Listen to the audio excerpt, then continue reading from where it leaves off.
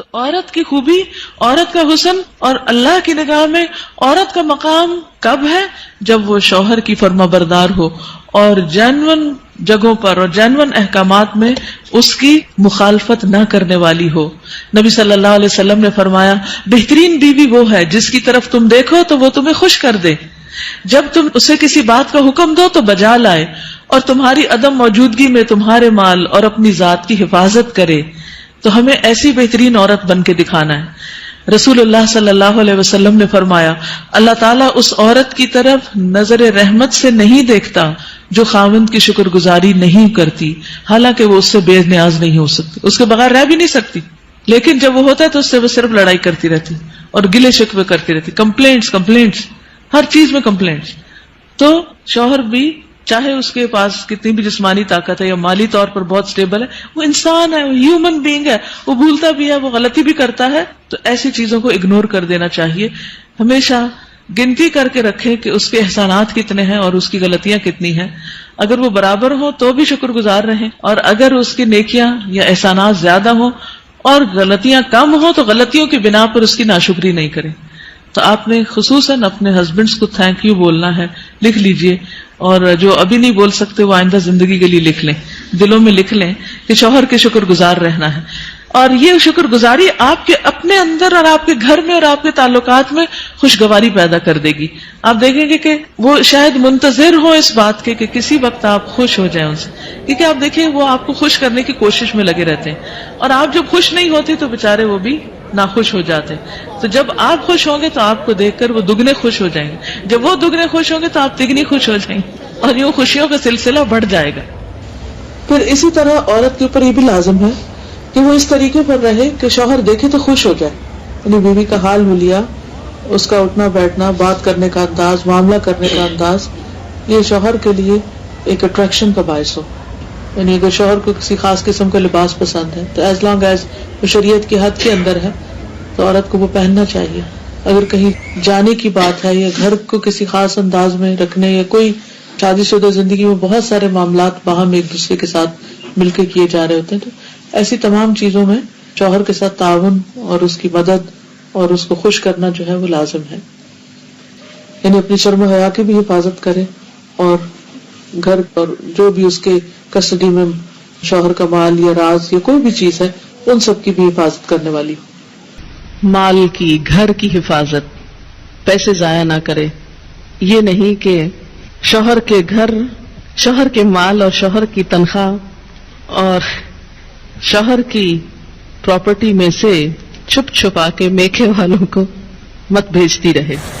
بہت سے فساد اس وجہ سے ہوتے ہیں کہ سسرال کو دینے کے لیے تو نمبر 2 مال ہوتا ہے، اور میکے کو بھجوانے کے لیے پسندیدہ چیز. قدرتی بات ہے کہ انسان کی جو اٹیچمنٹ ہوتی ہے وہ ماں باپ سے بہت زیادہ ہوتی ہے. ایک ایسی خیرخوائی ہوتی ہے جس میں دنیا کی کوئی دوسری چیز شریک ہی نہیں ہو سکتی. ظاہر ہے جنہوں نے جنم دیا، جنہوں نے پالا پوسا، ان کے ساتھ محبت اور خیرخوائی کیسے نہ ہو، وہ تو ہوگی، لیکن اس کی بھی حدود ہیں. وہ حد سے آگے نہیں بڑھنی چاہیے کہ شوہر کما کے لائے اور ہر وقت عورت شکوہ کرے، پورا ہی نہیں پڑتا، ہوتا ہی نہیں، ہے ہی نہیں، یہ بھی نہیں، وہ بھی نہیں، وہ بھی نہیں، اور پیسے بٹورتی چلی جائے اور ادھر سے چھپ چھپا کے دوسری طرف دیتی چلی جائے. نہیں، حتیٰ کہ فی سبیل اللہ بھی اگر عورت کو دینا ہے تو شوہر کی رضامندی ضروری ہے، یعنی شوہر کا مشورہ بھی ہونا چاہیے اس میں. پھر اسی طرح یہ ہے کہ بولنے میں اچھی ہو. رسول اللہ صلی اللہ علیہ وسلم نے فرمایا کنواری عورتوں سے نکاح کرو کہ وہ شیریں گفتار ہوتی، یعنی کہ ان کے بولنے میں مٹھاس ہوتی اور تھوڑی چیز پر جلد خوش ہو جاتی، یعنی شکر گزار ہوتی، کیونکہ زیادہ دنیا نہیں دیکھی ہوتی اور مطالبے بھی کم ہوتے. اس لیے خصوصی طور پر بیوی کی حیثیت سے جو خوبی بیان کی گئی وہ یہ کہ شوہر کے ساتھ بات کرنے میں بھی اچھی ہو اور بہت زیادہ مطالبے کرنے والی نہ، اور نہ ہی اپنے شوہر کی اجازت کے بغیر کسی مرد کو گھر میں آنے کی اجازت دے، کیونکہ اس سے بھی شکوک و شبہات پیدا ہوتے ہیں. پھر اسی طرح شوہر کے مال میں سے اس کی مرضی کے بغیر تحفہ یا صدقہ نہ کرے، کیونکہ کمانے والا مرد ہے، یا تو عورت کا اپنا ذاتی مال یعنی کہ پیرنٹ سے ملا ہے یا انہیرٹ کیا ہے یا وہ خود کماتی ہے تو اس میں تو اپنی مرضی سے جو بھی وہ کرنا چاہے. لیکن اگر شوہر کی طرف سے کچھ ملا ہوا ہے تو اس میں اس سے مشورہ کرنا اور اس کی اجازت لینا ضروری ہے، کیونکہ اصل مالک بہرحال شوہر ہے. اور بہت دفعہ گھروں میں جھگڑے اس وجہ سے پڑ جاتے ہیں کیونکہ ہسبینڈ جو ہے وہ بیوی کو اجازت نہیں دیتا، اور بیوی اپنی مرضی سے اپنے میکے کو یا کسی اور کو کچھ دینا چاہتی ہے، اور ان معاملات میں اختلاف بعض اوقات گھر کی بنیادیں ڈھیلی کر دیتا ہے. عورت کے اوپر یہ بھی ذمہ داری عائد ہوتی ہے کہ وہ اپنے شوہر کی اطاعت کے ساتھ ساتھ اس کی خدمت بھی کرے. جس طرح شوہر گھر سے باہر سب کچھ کمانے کا ذمہ دار ہے، تو اسی طرح عورت گھر میں آرام اور سکون فراہم کرنے کی بھی ذمہ دار. پھر اسی طرح یہ ہے کہ شوہر کی اجازت کے بغیر نامحرموں سے گفتگو سے بھی بچنا چاہیے. حضرت علی بن ابی طالب سے روایت ہے کہ رسول اللہ صلی اللہ علیہ وسلم نے خاوند کی اجازت کے بغیر عورتوں سے ان کے گھروں میں گفتگو سے منع کیا ہے. اگر شوہر کو یہ بات پسند نہیں کہ عورت کسی مرد سے بات کرے تو عورت کو نہیں کرنی چاہیے، کہ بعض اوقات انہی چیزوں سے پھر جھگڑے پیدا ہو جاتے. پھر اسی طرح یہ ہے کہ مشکل حالات میں شوہر کا ساتھ دے. پھر اسی طرح بد اخلاقی اور بد زبانی سے دور رہے. اب یہ جو بد زبانی ہے یہ عام طور پر بہت سے کام خراب کرتی ہے. انسان کی زبان ہی ہوتی ہے جو اس کو عزت دیتی ہے، اور زبان ہی ہوتی ہے جو اس کو ذلیل کر دیتی ہے. اگر ایک زبان انسان کنٹرول کر لے تو اللہ تعالیٰ اور بندوں دونوں کے سامنے انسان سرخرو ہو جاتا ہے. تو اس لیے انسان سوچ سمجھ کر بات کرے. پھر اسی طرح یہ ہے کہ بد دعائیں نہیں دینی چاہیے، نہ اپنے آپ کو، نہ بچوں کو، نہ شوہر کو، اور نہ کسی اور کو. کیونکہ اگر کوئی دوسرا بد دعا کا مستحق نہ ہوا تو بد دعا واپس پلٹے گی، جس نے دی ہے اسی کو آ کے لگے گی. رسول اللہ صلی اللہ علیہ وسلم نے فرمایا بد دعا نہ دیا کرو، نہ اپنے اوپر، نہ اپنی اولاد پر، نہ خادموں پر، نہ مالوں پر. کہیں ایسا نہ ہو کہ وہ قبولیت کی گھڑی ہو کہ جس میں اللہ تعالیٰ سے مانگا جائے تو وہ دعا قبول ہو جائے اور پھر انسان خود ہی پچھتائے. لیکن ریلیشن شپ کے اندر کچھ چیزیں ایسی ہیں جن کا خیال رکھنا بہت ضروری ہے، اور ان چیزوں کو ضرور ذہن میں رکھنا چاہیے جو تعلقات کی خرابی کا باعث بنتے ہیں. ٹھیک ہے، کچھ چیزیں تو وقتی طور پہ انسان کی طبیعت مزاج کا حصہ ہوتی ہیں، کچھ بچپن کی دو مختلف گھرانوں سے اٹھان ہوتی ہے، اور پھر مرد اور عورت کا جو بایولوجیکل ڈفرنس ہے وہ بھی بیچ میں بہت اہم رول ادا کرتا ہے. لیکن ان سب چیزوں کے ساتھ ساتھ کچھ فیکٹرز کو سامنے رکھنا چاہیے. اس میں جو چیز عموماً خرابی کا باعث بنتی ہے وہ بدگمانی ہے. جب کسی پہ شک ہونے لگتا ہے تو وہ شک انسان کو ختم کر دیتا ہے، انسان کا چین لوٹ لیتا ہے. ہسبینڈ وائف کے درمیان محبت کو قائم رکھنے والی چیز اعتماد ہے. جب تک ایک دوسرے پر اعتماد اچھا ہوتا ہے تو خواہ ایک دوسرے سے دور بھی ہوں تو کچھ مشکل نہیں ہوتی، دونوں اپنی اپنی جگہ سیٹسفائیڈ ہوتے. لیکن قریب رہ کے بھی اگر بد اعتمادی کی فضا آ جائے، شک آ جائے تو خوشیاں ختم ہو جاتی ہیں. اس لیے حد الوسع یہ کوشش کرنی چاہیے کہ ان کاموں سے بچا جائے جو ایک دوسرے کو پسند نہیں. جو چیزیں ہسبینڈ کو پسند نہیں، بیوی کو ان سے بچنا چاہیے. اسی طرح بد اعتمادی اعتماد کے ساتھ ساتھ تنگ نظری سے بچنا چاہیے، نیرو مائنڈڈ نہیں ہونا چاہیے، اور ایک دوسرے کے ساتھ ایک دوسرے کی چھوٹی چھوٹی بات کو مائنڈ نہیں کر لینا چاہیے. کیونکہ بعض اوقات جب شادی ہوتی ہے تو دونوں میں سے کسی ایک کی یا دونوں طرف کی ایک پوزیسو ایٹیٹیوڈ جو ہوتا ہے کہ بس دوسرے شخص کا سب کچھ ہی میرا ہے. اور جب ہم دوسرے سے محبت کرتے ہیں یا محبت کا اظہار کرتے ہیں تو پھر ہم کیا چاہتے ہیں کہ یہ شخص بس اب کسی اور کی طرف توجہ نہ کرے. اگر شوہر ہے تو اگر وہ ماں سے بھی بات کرے گا تو بیوی کو کھلنے لگتا ہے کہ ماں کا سر ماتھا کیوں چوم رہا ہے. اگر بہن بھائیوں سے بھی بات کرتا ہے تو وہ بھی بعض اوقات برا لگنے لگتا ہے. یہ تنگ نظری نہیں ہونی چاہیے، دل کھلا ہونا چاہیے. جو محبت میں آپ کا حصہ ہے وہ آپ کا ہے، بیوی کی جگہ اور کوئی نہیں ہو سکتا. لیکن یہ بھی یاد رکھیے کہ جس ماں نے تکلیف اٹھا کے جنم دیا ہے اور سالوں سال دعائیں مانگ مانگ کے اس کو پالا ہے اور بڑا کیا ہے اور اس منزل تک پہنچایا ہے کہ جب وہ کامیابی کے ایک اعلیٰ منزل کو پہنچا تو اب آپ کے ساتھ اس کا ریلیشن شپ ہو رہا ہے، تو جس نے یہ ساری منزلیں طے کی ہیں اس کا حق اپنی جگہ ہے. اس حق کو کبھی فراموش نہیں کرنا چاہیے، بلکہ شوہر کی مدد کرنی چاہیے کہ وہ اپنی ماں کا خیال رکھ سکے اور اس کا ساتھ دینا چاہیے. اگر وہ کسی قسم کی کمی کوتاہی کر رہا ہے تو ایک اچھی بیوی کی خوبی یہ ہے کہ وہ اس کو توجہ دلائے کہ تمہاری ماں تمہارا انتظار کر رہی ہے.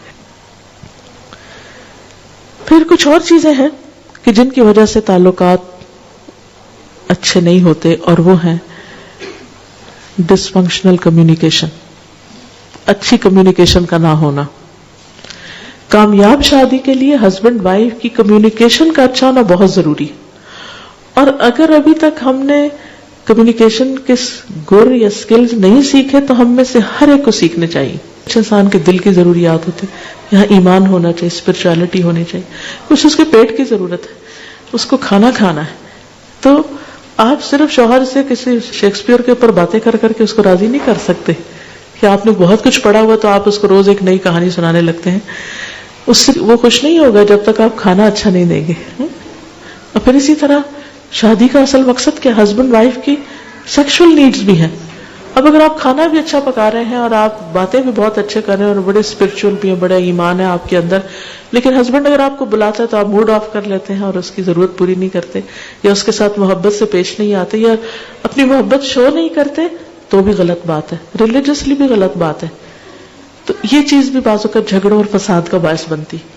ٹھیک ہے، انسان کے موڈ اپ اینڈ ڈاؤن ہوتا ہے، کبھی دل نہیں بھی چاہتا، لیکن اس وقت انسان یہی سوچے کہ اگر میرے اندر کسی چیز کی طلب ہو اور کوئی اور مجھے پریونٹ کر دے اس سے، تو پھر میرا کیا ہوگا؟ تو اس وقت مجھے اگر نہیں بھی ضرورت اور ہسبینڈ کی ایک ضرورت ہے تو دونوں کے درمیان جب ہی نبھے گی نا جب ایک دوسرے کی ضروریات کا خیال رکھیں گے. تو جب انسان کبھی اپنے من کو مار کے دوسرے کو خوش کر دیتا تو اللہ تعالیٰ اس کے عوض اس کو اس سے بڑی خوشی عطا کرتا ہے. تو ان چیزوں کا خیال رکھنا ضروری ہے. پھر اسی طرح یہ ہے کہ بے تکلف ہو لیکن شاؤٹ نہیں کریں ایک دوسرے پر. احترام اپنی جگہ قائم رہے، کیونکہ چیخ چلا کے بات کرنا، دور سے شاؤٹ کرنا، اس سے بھی ایک دوسرے کے لیے بعض اوقات دل جو ہے وہ ایک دوسرے سے تنگ ہونے لگتے ہیں. پھر ایکیوزنگ بہیویئر نہ ہو کہ ہر چیز میں آپ تو ہم کو ٹائم ہی نہیں دیتے اور آپ تو بہت ہی مصروف رہتے ہیں اور آپ تو ایسا ہے اور ویسا ہے. جب آپ ایکیوزنگ ٹون میں ہر وقت بات کرتے ہیں تو دوسرا بیزار ہونے لگتا ہے. اچھا میں نے اتنی دفعہ فون کیا، آپ نے اٹھایا ہی نہیں، اور میں نے یہ چیز لانے کو کہی اور آپ لائے نہیں، اور آپ کو تو کبھی یاد ہی نہیں رہتا، اور آپ کے لیے تو بچے کوئی اہمیت ہی نہیں رکھتے، اور آپ کے لیے تو گھر کچھ ہے ہی نہیں، وغیرہ وغیرہ. اس طرح کی جو ایکیوز کرنے والی باتیں ہیں، اعتراض کی اور ہر وقت کمپلینٹس، ٹھیک ہے ان کا بھی زندگی میں ایک پارٹ ہوتا ہے، ہونی چاہیے. کبھی میں نہیں کہتی کہ وہ نہیں ہونی چاہیے، یہ بس تھوڑا حصہ. اگر آپ ایک گراف بنائیں نا تو اس میں اس کا ایک چھوٹا حصہ ہونا چاہیے اور دوسرے کو انڈرسٹینڈ کرنے کا ایک بڑا حصہ ہونا چاہیے. کیونکہ اس سے جب صرف ایک دوسرے کو بلیم کرنے والا ایٹیٹیوڈ ہوتا ہے تو ایک دوسرے سے بیزاری پیدا ہو جاتی ہے. پھر اسی طرح یہ ہے کہ زبان درازی، گالی گلوچ، بدتمیزی، بد اخلاقی، یہ دلوں کو اس طرح پھاڑ دیتے ہیں کہ پھر جوڑنے مشکل ہو جاتے ہیں. اور پھر انسان ایک دفعہ یہ کر لیتا ہے لیکن اس کے بعد اتنا اس کا جیسے ہڈی ایک ٹوٹ جاتی ہے نا تو پھر اس کے درست ہونے میں بڑا ٹائم لگتا ہے. ایسے جب دلوں کو توڑ دیتے ہیں نا ہم تھوڑا سا غصہ ظاہر کر کے تو پھر ان کو درست ہونے میں ایک ٹائم لگتا ہے. اور پھر ہم بعض اوقات 1 منٹ میں توڑتے ہیں، اگلے منٹ میں کہتے ہیں سوری، اور اگلے منٹ میں چاہتے ہیں اب دوسرا شخص بالکل ٹھیک ہو جائے. نہیں، اس کو ٹائم دیں اب حتیٰ کہ وہ اس کی مرہم پٹی ہو چکی ہو. پھر اسی طرح یہ ہے کہ باہر سے اکسانے والے بھی بعض اوقات تعلقات کو خراب کر دیتے ہیں. ہسبینڈ وائف کے درمیان اچھے بھلے تعلقات ہوتے ہیں لیکن کوئی رشتہ دار، کوئی دوست، کوئی ادھر ادھر کے لوگ وہ آ کے ایسی ایسی باتیں کرتے ہیں کہ جس کی وجہ سے ایک محبت بھرا رشتہ جو ہے اس کے اندر رکھنے پڑنے لگتے ہیں. اس بارے میں نبی صلی اللہ علیہ وسلم نے بہت سختی سے فرمایا کہ جس نے شوہر کے خلاف اس کی بیوی کو بدظن کیا، یعنی شوہر کے خلاف اس کی بیوی کے دل میں کوئی ایسی چیز ڈال دی، وہ ہم میں سے نہیں. پھر بات یہ ہو رہی تھی کہ دوسروں کی انٹرفیئرنس ہسبینڈ وائف کے بیچ میں، یہ صرف ساس کی لڑکی کی ساس کی طرف سے نہیں ہوتی، بعض اوقات لڑکے کی ساس کی طرف سے بھی ہوتی ہے. ہم مائیں بعض اوقات بیٹیوں کا پیچھا کیے رکھتی ہیں اور چھوٹی چھوٹی بات میں ہم انٹرفیئر کرتے ہیں. اچھا کیا کھایا تھا، کیا بنایا تھا، کہاں گئے تھے، یہ ملا کہ نہیں ملا، ایسا ہو گیا یا نہیں ہوا. ان باتوں کی وجہ سے بعض اوقات بہت گڑبڑ ہو جاتی ہے. بچوں کو ایک فریڈم دینی چاہیے کہ آپس میں ایک دوسرے کے ساتھ انڈرسٹینڈنگ کریں، کیونکہ کر ہم محبت میں رہے ہوتے ہیں لیکن الٹا دشمنی کر رہے ہوتے ہیں.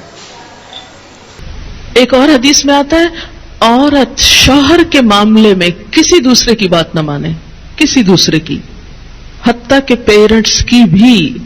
آپ کو پتا ہے کہ والدین کی اطاعت فرض ہے. اللہ تعالیٰ نے قرآن پاک میں کیا کہا؟ اللہ کی عبادت کرو اور ماں باپ کی بات مانو. لیکن جب ایک عورت کی شادی ہو جاتی ہے تو اب اس کے لیے اس کا اصل گھر کون سا ہے؟ شوہر کا گھر ہے. اور اب اس کے لیے والدین کی اطاعت سیکنڈری ہے، شوہر کی اطاعت نمبر 1 ہو گئی ہے. پہلے والدین اس کی کفالت کر رہے تھے، اب شوہر اس کی کفالت کر رہا ہے. اب ایک نیا گھر بن رہا ہے. اس کے ڈسپلن میں کیا ہے کہ بیوی شوہر کی بات مانے، نہ کہ میکے کی ڈکٹیشن لیتی رہے روز ٹیلی فون پر. ایک دفعہ عورت ہو کے آتی ہے میکے سے تو موڈ بدلا ہوا ہوتا ہے. تو ایسی صورت میں اصل حکم کیا ہے کہ شوہر زیادہ اہم ہے. اب اس کی بات مانی. اور یہ کیوں اتنا سخت ڈسپلن رکھا گیا؟ کیونکہ جب تک ایک عورت کی وفاداری اس کے اپنے گھر سے نہیں ہوگی، گھر نہیں بنے گا. وہ بات میں ادھر بھاگی جا رہی ہے، یہ گھر خراب ہو رہا ہے. اب اس کی اہمیت، اس کی زیادہ اہم ڈیوٹی کیا ہے کہ اب وہ نئے گھر کی تعمیر کرے. اس لیے کہ شوہر نے مہر بھی دیا ہے، گھر دیا ہے، سب ضروریات پوری کر رہا ہے. اب آئندہ اللہ تعالیٰ نے ایک نئی نسل لانی ہے، ان کی تربیت ہے، ان کا کام ہے، اتنی ذمہ داریاں آنے والی ہیں.